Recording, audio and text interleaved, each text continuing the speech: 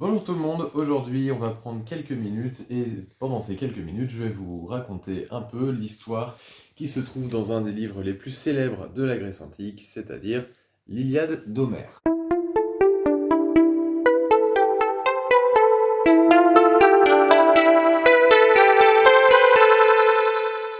Tac, petit effet d'annonce.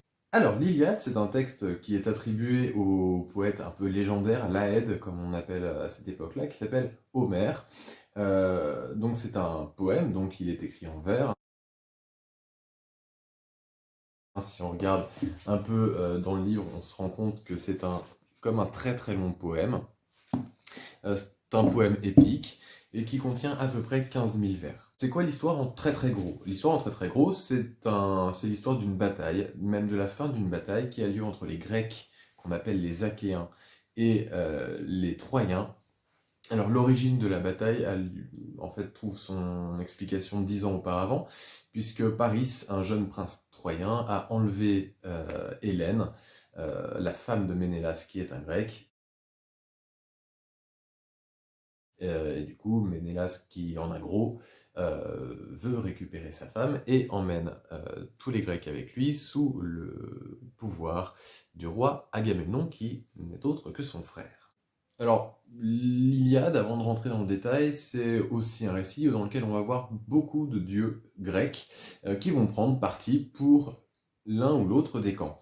Il y aura par exemple du côté des Achéens, donc des Grecs, Poséidon, Héphaïstos, Athéna ou encore Arès, le dieu de la guerre. Mais de l'autre côté, on trouve Apollon, on trouve Aphrodite et d'autres dieux assez importants. Eux vont se défendre du côté des Troyens. Les événements se produisent à Troie, dans la ville de Troie, qui s'appelle aussi Ilion en grec, et c'est ça qui va donner le nom d'Iliade à ce récit-là. Ce récit-là se déroule à la toute fin de la guerre, même si on n'a pas encore dans l'Iliade l'épisode du cheval de Troie, etc. Tout ça sera raconté plus tard, mais voilà, on se situe dans la dernière année des 10 ans d'affrontement entre les Grecs et les Troyens. Avant de faire le résumé du livre, comment il s'organise? Alors, il s'organise en 24 chants, donc comme si c'était 24 chapitres en gros, et l'histoire se déroule en 6 jours. Alors en un peu plus, puisqu'il se passe des événements à la fin qui durent un peu plus qu'une journée, mais en gros, le livre se déroule sur 6 jours pour les actions. Alors, ça commence pas très bien pour les Grecs, parce qu'Agamemnon retient prisonnière Chryséis, qui est une prêtresse d'Apollon, et Apollon, je vous rappelle qu'il est du côté des Troyens. Donc, Apollon, pas très très content, va faire abattre une énorme peste sur le camp des Grecs. Plein de morts, tout le tout team. Question pandémie, vous connaissez un petit peu à quoi ça ressemble. Du coup, Agamemnon, face à la peste, va rendre Chryséis, parce que bon, il voit que ça se passe pas super bien avec Apollon. Mais bon, en échange, il récupère quand même Briséis, qui est la captive d'Achille.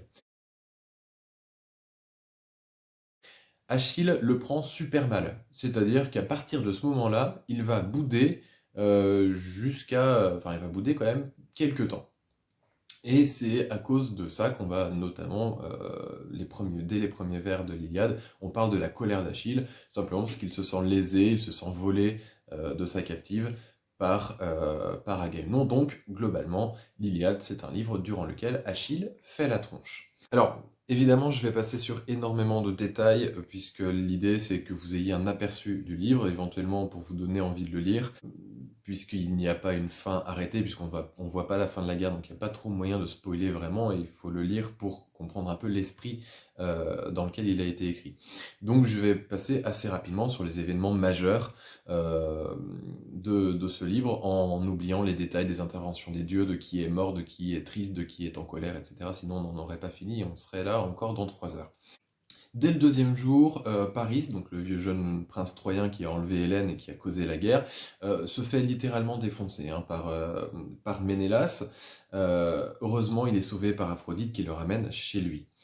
Euh, donc ça commence pas super bien, hein, ce livre-là pour les Troyens, après la peste chez les Achéens. Donc on a un des princes qui se fait taper très très fort. Donc beaucoup de combats le deuxième jour, mais dans ces combats, Achille n'est pas là, hein, puisqu'il est resté dans sa tente avec ses myrmidons, qui sont ses soldats d'élite avec lesquels il se bat. Euh, toujours parce qu'il fait la tronche. Les Troyens, puisque Achille n'est pas là, prennent l'avantage sur les Grecs. Les chefs grecs, voyant que ça se déroule pas super bien, vont voir Achille, tractation, il y a Ulysse qui est là pour parler, il y a Nestor qui est un peu l'ancêtre des rhéteurs, donc qui sait très bien parler, qui essaye de le convaincre, mais Achille continue de faire la tronche, donc il continuera à ne pas se battre. Les Troyens continuent donc d'avancer, et ils attaquent même le camp des Grecs. C'est uniquement grâce à l'intervention de Poséidon qui redonne un peu de courage aux Grecs que ceux-ci sont sauvés. Il y a une contre-attaque des Grecs qui va permettre un peu de donner de l'air aux Achéens. Nouvelle attaque des Troyens le lendemain, et cette fois-ci ça se passe tellement mal qu'Achille accepte que son compagnon, alors pour certains c'est son petit ennemi, même pour la majorité c'est son petit copain, c'est aussi son cousin, qui s'appelle Patrocle. Et donc Achille accepte que Patrocle revête ses propres armes, qu'il prenne avec lui les Myrmidons pour aller essayer de sauver le camp des Grecs. Ça marche super bien, notamment parce que les Grecs pensent que Patrocle, qui est habillé comme Achille, est Achille lui-même. Il flippe un peu et Patrocle va faire une percée jusqu'au rempart de Troie. Bien que Achille lui ait dit d'éviter de faire ça parce que sinon il prendrait trop de risques. Et forcément, ce qui devait arriver arriva. Hector voit Patrocle. Patrocle qui a déjà été en plus blessé par différents ennemis, et donc le grand héros Hector, qui est le grand guerrier des Troyens, va tuer Patrocle, et là c'est la catastrophe. Bon, Achille, pas content du tout, va trouver Agamemnon. Achille est très très colère. Il dit bon ok, allez on se réconcilie, il récupère Briséis et des cadeaux, et donc il va aussi recevoir de nouvelles armes, forgées tout exprès sur demande de la maman d'Achille, forgées donc par Héphaïstos. Et donc il lui fait des trucs super vénères. Grâce à Achille, du coup, les Grecs, les Achéens, vont réussir à reprendre l'avantage sur les Troyens qui, eux, sont là en mode qu'est-ce qui nous arrive là, ça se passe plus bien du tout, il y a les Myrmidons, il y a Achille qui est là. Achille, il faut savoir qu'il est quand même réputé pour être le meilleur combattant de la Terre, hein, globalement. Donc il fait flipper tout le monde, il est réputé invincible. Je vous raconterai son histoire plus en détail, mais voilà, gros renversement de situation. Et les Troyens sont obligés de s'enfermer dans leur ville. Une ville qui est réputée quasiment imprenable. Évidemment, Achille en a très très gros contre Hector, qui a tué son petit copain. Il va donc y avoir un duel, et donc Hector va attendre seul devant les remparts son ennemi Achille. Et donc, au début, il va flipper, parce que Achille fait vraiment très très peur. Donc, il va courir pendant un bout de temps en prenant la fuite, poursuivi par Achille, super vénère. Mais finalement, par intervention divine, Hector va finir par se battre. Et là, Zeus, globalement, tire des dés pour savoir qui va gagner. Le résultat tombe, c'est Achille qui doit gagner. Et donc, Achille, assez rapidement, tue Hector.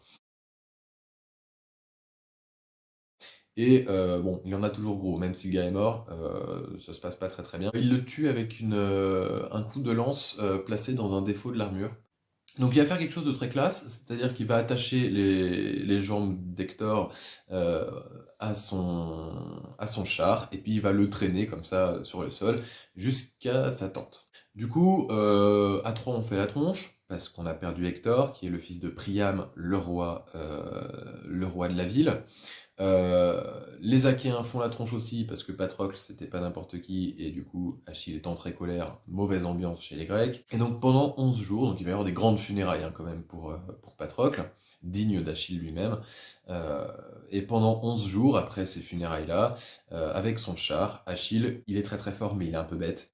Achille va traîner le corps d'Hector avec son char, donc autour du truc, autour du tombeau de Patrocle. Heureusement, par intervention divine, le corps d'Hector restera complètement intact. Et donc on arrive au dernier chant de l'Iliade, qui ne s'arrête pas du tout à la fin de la guerre. Puisque c'est Priam lui-même. Alors Priam, c'est pas n'importe qui, hein, c'est un homme très très important, c'est le roi d'Ilion. Priam vient supplier Achille de lui rendre le corps de son fils. Alors c'est un peu la rencontre au sommet hein, dans l'Iliade, on est au champ 24, on est tout à la fin, et Achille va finir par accepter de rendre le corps à ce père un peu meurtri, qui va pouvoir, sans danger, repartir vers sa ville pour faire les funérailles, euh, d'Hector comme il se doit. Et c'est comme ça que finit l'Iliade, sur la promesse d'Achille de laisser tranquille Priam et les Troyens, afin que ceux-ci puissent célébrer la mort d'Hector. Voilà, on s'arrête là. Je rentre pas du tout dans les détails, je parlerai probablement un peu plus des grands héros, notamment Hector, Achille, Ulysse. La prochaine vidéo portera sur l'Odyssée, qui est ni plus ni moins que la suite de l'Iliade, et une troisième vidéo partira du côté des Romains pour parler un peu de l'Énéide, puisque Énée, qui est un héros troyen, va être celui qui sera à l'origine de la fondation de Rome. Je vous souhaite une bonne journée, on se revoit très vite et bon confinement.